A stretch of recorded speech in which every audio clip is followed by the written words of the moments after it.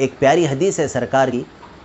لوگ بول رہے ہیں نا بھائی اتنی دعائیں کر رہے ہیں کرونا کی مگر کرونا جا رہا نہیں. آج جمعہ ہی میں جمعہ کی تیاری ہو رہی تھی، ایک حدیث سامنے آئی.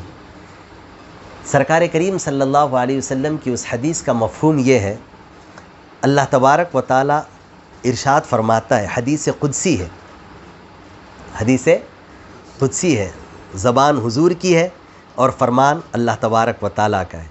سرکار فرماتے ہیں یأتی علی الناس زمان یدعو فیہ المؤمن للعامہ فیقول اللہ تعالی ادعو لخاصۃ نفسک استجب لک فاما العامہ فانی علیہم ساخط کما قال رسول اللہ صلی اللہ علیہ وسلم. ایک زمانہ ایسا آئے گا، مفہوم حدیث کا یاد رکھنا. سرکار فرماتے ایک زمانہ لوگوں پر ایسا آئے گا جس زمانے میں ایک مومن حضور کی پوری امت کے لیے، عام لوگوں کے لیے دعا کرے گا. کوئی پریشانی، کوئی مصیبت، کوئی بلا، کوئی وبا، کوئی آزمائش ایسی آئے گی، ایک مومن دعا کرے گا اے اللہ تو حضور کی پوری امت سے اس وبا کو اٹھا لے. اللہ جواب میں اس مومن سے فرماتا ہے اے میرے بندے تو اپنے لیے دعا کر، استجیب لک، میں تیری دعا تیرے حق میں قبول کروں گا، تیری دعا تیرے حق میں قبول کروں گا. فَأَمَّا الْعَامَّةُ فَإِنِّي عَلَيْهِمْ سَاخِطٌ، اور تو جن لوگوں کے لیے دعا کر رہا میں ان سب سے ناراض. ایک مومن حضور کی امت کے لیے دعا کرتا ہے تو اللہ اس دعا کرنے والے مومن سے فرماتا ہے تو اپنے لیے دعا کر، میں تیری دعا تیرے حق میں قبول کروں گا، اور جن کے لیے تو دعا کر رہا ہے علیہم ساخط، میں ان سے ناراض ہوں. اس حدیث کا مفہوم یہ نکلتا ہے کہ اگر پریشانی ایک پر آئے تو ایک کی دعا سے حل ہوتی، وبا ایک کے لیے آئے، بلا ایک پر آئے تو ایک کی دعا سے وہ بلا اٹھا لی جاتی. اور جب بلا، وبا، آزمائش، پریشانی پوری امت کو گھیر لیتی ہے تو کسی ایک مومن کی دعا سے وہ بلا نہیں اٹھائی جاتی، پوری امت مل کر رب کی بارگاہ میں دعا کرے تب وہ بلا اٹھا لی جاتی. آج کیا ہے، علماء دعا کر رہے ہیں، مساجد کے ائمہ دعا کر رہے ہیں، کوئی نیک بندہ راتوں کو اٹھ کر دعا کرتا ہے اے اللہ یہ موتیں دیکھی نہیں جاتی، یہ حالت دیکھی نہیں جاتی، یہ پریشانیاں دیکھی نہیں جاتی، اے اللہ تو اپنا عذاب اٹھا لے، تو ہمیں آزمائش سے چھٹکارا عطا فرما، تو اس بلا سے ہمیں نجات دے. تو اللہ فرماتا ہے یہ تیرا ایک کا مسئلہ نہیں ہے، یہ پوری امت کو میں نے اس آزمائش میں مبتلا کر دیا. میں یہ چاہتا ہوں تو اکیلا نہیں، پوری امت میری بارگاہ میں رجوع کرے تب میں سب کی دعا سب کے حق میں قبول کروں. آج حال یہی ہے. دیکھو آپ، میرے کو ذرا افسوس ہو رہا، مجھے ایسا لگ رہا کہ نہیں بھائی یہ اللہ کا عذاب ہے، آزمائش ہے. تہجد میں اٹھ کر ہم دعا کر رہے ہیں اے اللہ پوری امت مسلمہ کو کرونا وبا سے محفوظ فرما. ہم دعا کر رہے ہیں، ایک عالم دعا کر رہا، ایک نیک بندہ دعا کر رہا، مگر کیا ہو رہا، جو دعا کرنے والے دعا کر رہے ہیں اور جو نافرمانیاں کرنے والے وہ آج بھی نافرمانیوں میں ملوث ہیں. جو خدا سے غافل ہے وہ آج بھی خدا سے غافل ہے، جو خدا کی بندگی سے دور ہے وہ آج بھی خدا کی بندگی سے دور ہے. تو پھر ایسے کیسے ہو سکتا ہے کہ ایک مومن کی دعا پوری امت کے حق میں قبول کرے؟ نہیں، سرکار فرماتے ایک زمانہ ایسا آئے گا جس زمانے میں ایک مومن پوری امت کے لیے دعا کرے گا تو رب اسے فرماتا ہے تیرے لیے دعا کر، وہ دعا تیرے حق میں قبول کی جائے گی.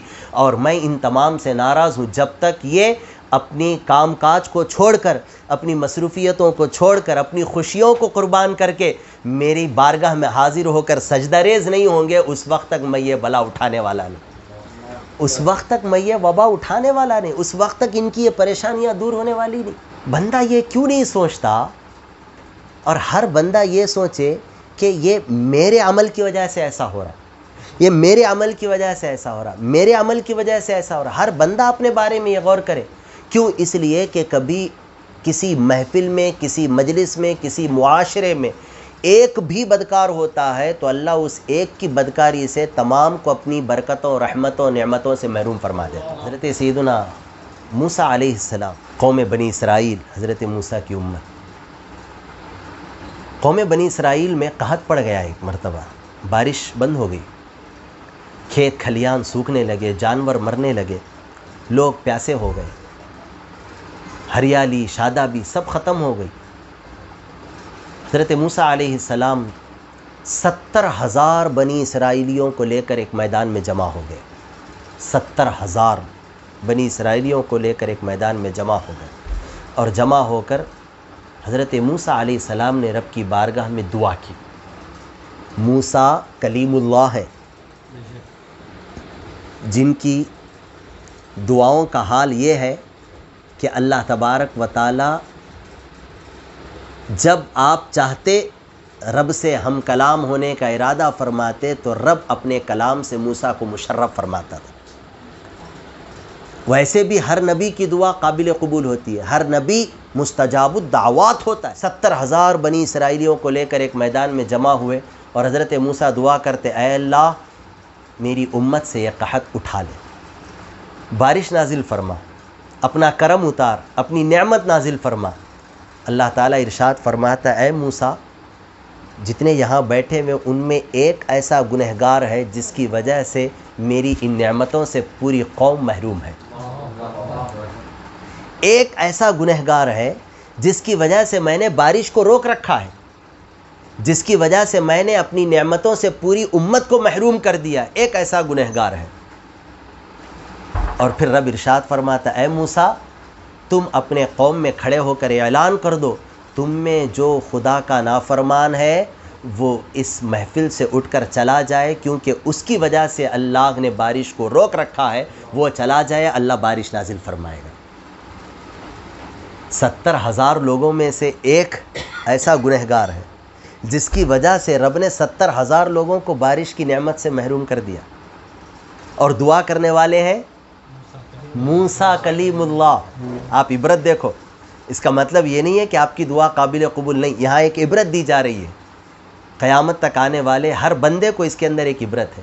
حدیث پاک ہے، حضرت موسیٰ علیہ السلام رب کا حکم پا کر اعلان فرماتے ہیں اللہ کا فرمان ہے کہ تم میں ایک ایسا گنہگار ہے جس کی گناہوں کی وجہ سے اللہ نے پوری امت سے اپنی نعمت کو روک رکھا ہے، وہ اس محفل سے علیحدہ ہو جائے، وہ یہاں سے اٹھ کر چلا جائے. وہ جائے گا تو اللہ تعالیٰ بارش جیسی عظیم نعمت سے ہم تمام کو سرفراز فرمائے. موسیٰ علیہ السلام نے اعلان تو کر دیا، مگر جائے گا کون؟ وہ شخص جو گنہگار ہوتا ہے، وہ اپنے دل میں رب کی بارگاہ میں رجوع ہو جاتا ہے اور عرض کرتا ہے اے میرے مولا تیرا فرمان برحق ہے، میں جانتا ہوں میں ہی وہ گنہگار ہوں، مگر ان تمام سے اگر میں علیحدہ ہو جائے گا تو ان تمام کے بیچ میں رسوا ہو جاؤں گا اور دنیا یہ جان لے گی کہ میں ہی تیرا اتنا بڑا نافرمان ہوں کہ میری وجہ سے قحط آ گیا اور میری وجہ سے بارش روک دی گئی. اے اللہ میں سچے دل سے اپنے گناہوں سے توبہ کرتا ہوں، تو میری توبہ قبول فرما. بندہ دل ہی دل میں دعا کر لیتا، دل ہی دل میں توبہ کر لیتا. موسیٰ ابھی اعلان کر کے کچھ ہی دیر ہوئی ہوتی، موسلا دھار بارش ہونے لگتی، موسلا دھار بارش ہونے لگتی. سارا مجمع پریشان، حضرت موسیٰ علیہ السلام بھی حیرت زدہ، تعجب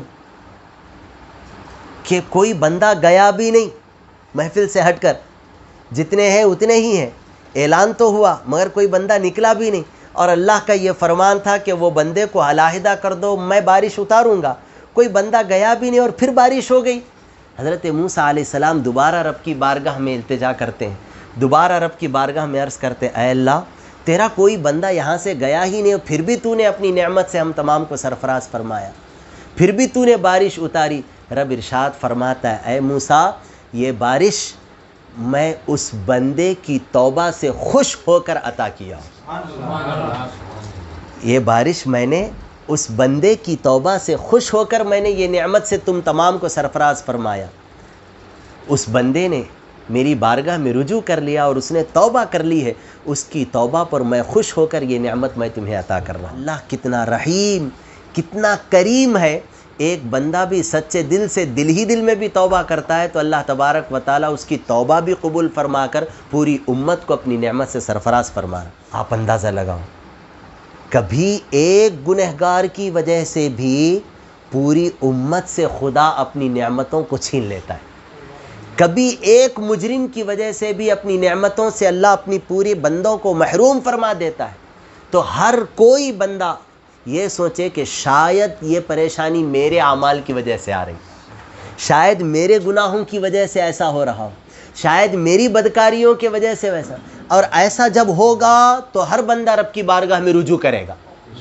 اب حال یہ ہے ایک حساس آدمی، ایک دیندار آدمی یہ سمجھ رہا کہ میرے اعمال کی وجہ سے ایسا ہو رہا، وہ توبہ کر رہا، اور جو بدکار ہے وہ بدکاری دن بدن کرتا ہی جا رہا، جو بے نمازی ہے وہ بے نمازی اور بنتا جا رہا، جو گنہگار ہے وہ اور گنہگار ہوتا جا رہا، اور اللہ تعالیٰ اسے نعمتیں عطا فرما رہا، وہ سمجھ رہا ہے کہ یہ نعمتیں اس لیے دے رہا کہ میں راضی ہوں۔ نہیں، اللہ یہ نہیں چاہتا کہ تو اس کی بارگاہ میں جا کر توبہ کر، اسی لیے اللہ نے اپنی نعمتیں اتنی دے دی کہ تجھے اپنی یادوں سے دور کر دیا، اپنی بندگی سے دور کر دیا۔ اللہ یہ نہیں چاہتا کہ تو اس کی بارگاہ میں حاضر ہو جا۔